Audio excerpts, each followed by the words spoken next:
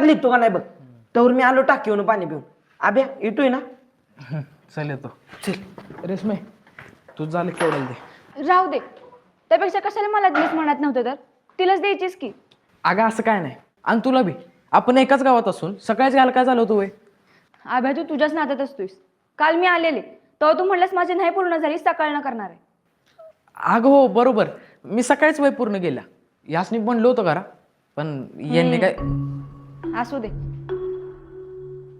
इसरत माणूस. तुझा पाणी पिऊन ये. तहान लागणार ना तुला.